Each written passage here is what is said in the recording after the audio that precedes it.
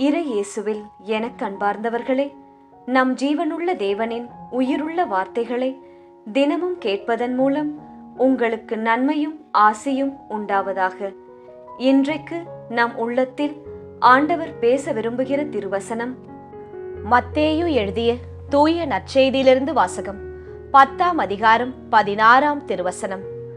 முன்மதி உடையவர்களாயும் புறாக்களைப் போல கபடு அற்றவர்களாயும் இருங்கள், எச்சரிக்கையாக இருங்கள்.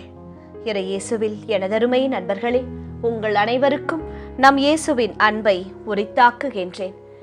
இன்றைய புனிதர்களாம் தி 7 ஹோலி பிரதர்ஸ் ஜெனரஸ், Felix, Philip, Silvanus, Alexander, Vitalis மற்றும் மார்ஷியாலிஸிடம் நமக்காக இறையேசுவிடம் பரிந்து பேசி அவரின் மேலான இரக்கத்தை பெற்று தரும்படி ஒரு நிமிடம் ஜெபித்துக் கொள்ளுங்கள் நண்பர்களே.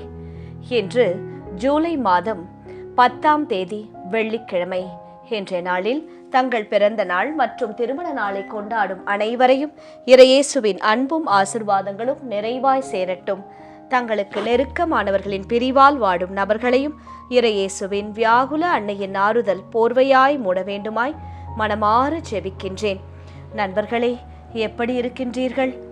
குடும்ப காரியம் எப்படி போய்கொண்டிருக்கின்றது? சந்தோஷமாக இருங்கள்.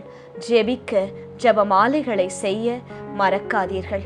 சரி நண்பர்களே, இன்று இயேசு உங்களோடு என்ன பேச விரும்புகிறார்?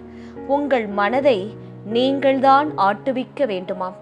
உங்கள் மனமோ சிந்தனைகளோ உங்களை கண்ட்ரோல் பண்ணக்கூடாது. மனம் ஒரு சிறந்த பணியாளர், ஆனால் அதுவே ஒரு மோசமான எஜமானன்.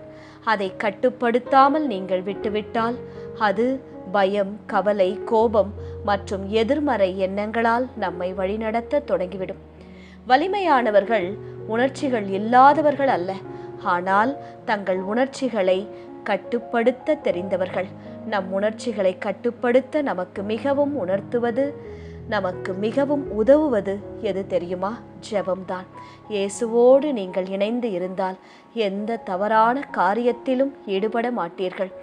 ஒவ்வொரு எண்ணத்தையும் நம்ப வேண்டிய அவசியம் இல்லை.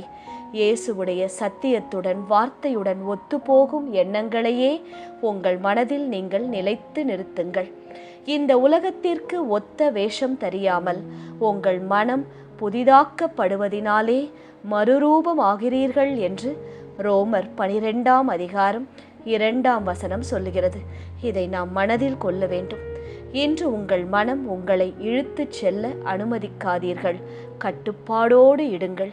இதைத்தான் நான் செய்வேன், இவரோடுதான் வாழ்வேன், இப்படித்தான் செலவழிப்பேன், இப்படித்தான் என் நேரத்தை பயனுள்ளதாக்கிக் கொள்வேன் என்று உங்கள் மனதை நீங்கள் கட்டுப்படுத்த தொடங்குங்கள். சரி நண்பர்களே, இன்றைய முதல் வாசகம் என்ன கூறுகிறது? ஆண்டவரிடம் திரும்பி வா என்று அழைக்கிறது. இஸ்ரவேல் மக்கள் என்ன செய்தார்கள்? அவர்களை ஏன் ஆண்டவர் திரும்ப அழைக்கிறார்? இஸ்ரவேலே, உன் கடவுளாகிய ஆண்டவரிடம் திரும்பி வா என்று சொல்லுகிறார். நாம் எவ்வளவு தூரம் விலகி சென்றிருந்தாலும், எவ்வளவு தவறுகள் செய்திருந்தாலும் இறைவன் நம்மை தள்ளிவிடவில்லை. மாறாக, திரும்பி வா, நான் உன்னை குணமாக்குவேன், உன்மேல் உளமாற அன்பு செலுத்துவேன் என்று அன்போடு அழைக்கிறார். இறைவனின் அன்பு நம் தவறுகளை பார்த்து மறைந்து போவதில்லை, மாறாக மனமாற்றத்தை பார்த்து நம்மை அழைக்கிறது. அவர் தண்டிக்க விரும்பும் தந்தை அல்ல, திரும்பி வர காத்திருக்கும் தந்தை. வீட்டை விட்டு கோபமாக வெளியேறிய ஒரு மகன் பல நாட்கள் கழித்து மனம் மாறி வீடு திரும்புகிறான். அப்பா என்னை ஏற்றுக்கொள்வாரா என்ற பயத்துடன் கதவை தட்டுகிறான். ஆனால் கதவு திறந்தவுடன் தந்தை அவனை திட்டவில்லை, அடிக்கவில்லை, அணைத்துக் கொள்கிறார். அப்படித்தான் இறைவனும். நாம் ஒரு அடி அவரை நோக்கி எடுத்து வைத்தால் அவர் 100 அடிகள் நம்மை நோக்கி ஓடி வருவார் என்று சிந்தித்து பாருங்கள் நண்பர்களே. நான் இயேசுவை விட அதிகமாக நம்பிக்கையுடன் பற்றி இருப்பது என்ன? பணமா, பெருமையா, பழக்க வழக்கங்களா, மனிதர்களா, பொருளா? எதன் மீது அதிக நம்பிக்கை வைத்திருக்கிறேன்? இது தவறு நண்பர்களே. எல்லாம் அழிந்து போகும். மனிதர்களும் நம்மை விட்டு விலகி போவார்கள். அதன் மீது நம்பிக்கை வைக்காதீர்கள். இயேசுவின் மீது உங்கள் நம்பிக்கையை வையுங்கள். அதுதான் இன்றைய முதல் வாசகத்தின் சாராம்சம். சரி நண்பர்களே, இன்றைய நற்செய்தி என்ன கூறுகிறது கேட்போமா? இன்றைய நற்செய்தியில் இயேசு சீடர்களுக்கு ஒரு உண்மையை மறைக்கவில்லை. என்ன சொல்லுகிறார் தெரியுமா? என்னை பின்பற்றினால் உங்கள் வாழ்க்கையில் எல்லாம் சுலபமாக இருக்கும் என்று அவர் சொல்லவில்லை. மாறாக சோதனைகளும் எதிர்ப்புகளும் வரும், ஆனாலும் அஞ்சாதீர்கள், நான் உங்களோடு இருக்கிறேன் என்று உறுதியளிக்கிறார். இயேசு இன்றைய நற்செய்தியில் 2 முக்கியமான பண்புகளை கற்றுத்தருகிறார். பாம்பையும் புறாவையும் பற்றி சொல்லுகிறார். பாம்பை போல முன்மதி உள்ளவர்களாயிருங்கள். பாம்பு எப்படி செயல்படும்? சூழ்நிலையை புரிந்து விவேகமாக நடந்து கொள்ளும். புறா எப்படி செயல்படும்? எந்த சூழலிலும் தூய்மையையும் நேர்மையையும் இழக்காமல் இருக்குமாம் புறா. ஆக பாம்பிடமிருந்தும் புறாவிடமிருந்தும் நாம் இதை கற்றுக்கொள்ள வேண்டும். அது மட்டுமல்ல, நாம் தனியாக போராடவில்லை. பேச வேண்டிய நேரத்தில் தூய ஆவியானவர் நமக்காக பேசுவார் என்று இன்றைய நற்செய்தி சொல்லுகிறது. அதனால்தான் நான் அடிக்கடி உங்களுக்கு சொல்லுவேன், தினமும் நாம் தூய ஆவியானவரிடம் ஜெபிக்க வேண்டும். தூய ஆவியானவரே எழுந்தருளி வாரும், எங்கள் மத்தியிலே தங்கும், எங்களை ஆசிர்வதியும், எங்களுக்கு ஞானத்தை தாரும் என்று கேட்க வேண்டும். நண்பர்களே, வாழ்க்கையில் நாம் எதிர்ப்புகளையும் அவமானங்களையும் சோதனைகளையும் சந்திக்கும் போது இயேசு நம்மை தனியாக விடவே மாட்டார். அவர் நம் அருகில் இருந்து நாம் எப்படி செயல்பட வேண்டும் என்பதை கற்றுத்தருவார், வழிநடத்துவார். நம் தைரியம் நம் திறமையின் மேல் நாம் சார்ந்து இருக்கக்கூடாது. நம்மோடு இயேசுவின் பிரசன்னம் இருக்கிறதா என்று ஒரு நொடி சிந்தித்துத்தான் கடினமான குழப்பமான சூழ்நிலைகளை பேச வேண்டும், முடிவெடுக்க வேண்டும். எடுத்தோம் கவிர்த்தோம் என்று எதையும் பேசாதீர்கள், சிந்தித்து பேசுங்கள். இன்று உங்களுக்கு என்ன பேசுவது, அந்த மனிதரை எப்படி சமாளிப்பது என்று தெரியவில்லையா? அமைதியாக வந்து விடுங்கள். வீட்டிற்கு வந்து ஜெபியுங்கள். இயேசுவிடம் ஆலோசனை கேளுங்கள். விவிலியத்தை எடுத்து வாசியுங்கள். அதன் மூலம் இயேசு உங்களுக்கு கற்றுத்தருவார். தூய ஆவியானவர் உங்கள் நாவில் தங்கி உங்களை வழிநடத்துவார். கிறிஸ்துவ மதிப்புகளுக்காக நான் எப்போதாவது விமர்சனத்தையோ எதிர்ப்பையோ சந்திக்கிறேனா என்றால் அது நன்மைக்காகத்தான் என்று நீங்கள் புரிந்து கொள்ள வேண்டும். பிரச்சனைகள் வந்தவுடன் பயப்படாதீர்கள், உடனே ஜெபியுங்கள். பயம் உங்களை முட்டாளாக மாற்றிவிடும். ஆனால் ஜெபமும் தூய ஆவியானவரின் துணையும் உங்களை வலிமை மிக்கவர்களாக, ஞானம் உள்ளவர்களாக மாற்றும். இன்று என் வாழ்க்கையில் முன்மதியும் தூய்மையும், அதாவது பாம்பை போல முன்மதியும் புறாவை போல தூய்மையான இதயமும் இரண்டும் என்னிடம் இருக்கிறதா? இல்லை என்றால் அதை எப்படி வளர்த்து கொள்வது என்று சிந்தியுங்கள். மாற்றத்தை கொண்டு வாருங்கள். ஞானத்தோடு நடந்து கொள்ளுங்கள். சோதனைகள் நம் நம்பிக்கையை உடைக்கக்கூடாது.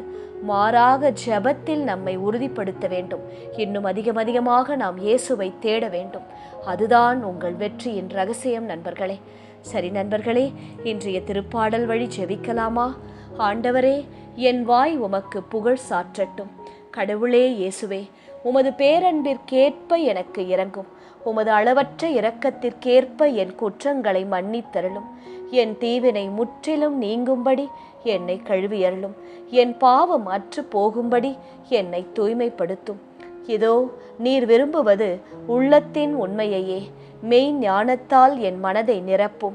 காரியங்களை செய்ய, குடும்பத்தை நடத்த எனக்கு ஞானத்தை தாரும் இயேசுவே. ஈசோப்பினால் என்னை கழுவியருளும். நான் தூய்மையாவேன். என் மனதில், என் எண்ணத்தில், என் உடலில் உள்ள பாவங்களெல்லாம் என்னை விட்டு விலகும். என்னை கழுவியருளும். உரை பணியிலும் வெண்மையாக என்னை மாற்றியருளும். ஒருபோதும் உம்மை மறவாத வாழ்க்கை, உம்மை விட்டு விலகாத வாழ்க்கையை எனக்கும் என் சந்ததிக்கும் தந்தருளும். அபிரகாமுக்கு தந்தீரே, ஈசாக்குக்கு தந்தீரே, யாக்கோபுக்கு தந்தீரே, அதே போல எனக்கும் தந்து ஆசீர்வதித்தருளும். உம் மீட்பின் மகிழ்ச்சியை மீண்டும் எனக்கு அளித்தருளும். சில நாட்கள் நான் தவறிழைத்தேன். சில நாட்கள் நான் ஜெபிக்க மறந்தேன். சில நாட்கள் நான் உலக கவலைகளில் மூழ்கி போனேன். சில நாட்கள் நான் உலக காரியங்களை வைத்துக்கொண்டு சோம்பேறியாக படுத்திருந்தேன். அதையெல்லாம் மன்னித்து மீண்டும் எனக்கு உமது இரக்கத்தை தந்தருளும். நான் இழந்த மகிழ்ச்சியை மீண்டும் காண வழிவகை செய்தருளும். தன்னார்வ மனம் தந்து என்னை தாங்கியருளும். என் தலைவரே இயேசுவே, என் இதழ்களை திறந்தருளும். அப்பொழுது என் வாய் உமக்கு புகழ் பாடும். ஆம் இயேசுவே, ஒவ்வொரு நாளும் ஜெபத்தின் மூலமும், ஜெபமாலையின் மூலமும், சோத்திர பலிகளின் மூலமும், திருப்பாடல்களின் மூலமும் உம்மை நான் புகழ்ந்து ஏற்ற, அது மூலம் உம் ஆசிர்வாதங்களையும் உமது பாதுகாப்பையும் நான் சொந்தமாக்கிக் கொள்ள அருள் செய்யும் இயேசுவே. ஆமேன். இயேசு கிறிஸ்துவின் பெரிதான நாமத்தின் நிமித்தம் ஜெபிக்கிறோம். ஆமேன். ஒவ்வொரு நாளும் உங்கள் உள்ளத்தில் ஆண்டவர் பேச விரும்புகிற இறை வார்த்தையை தெரிந்து கொள்ள ரோசரி பிரேயர்ஸ் சேனலை சப்ஸ்கிரைப் செய்யுங்கள். மேலும் உங்கள் நண்பர்கள் மற்றும் உறவினர்களுடன் ஷேர் செய்யுங்கள். நன்றி.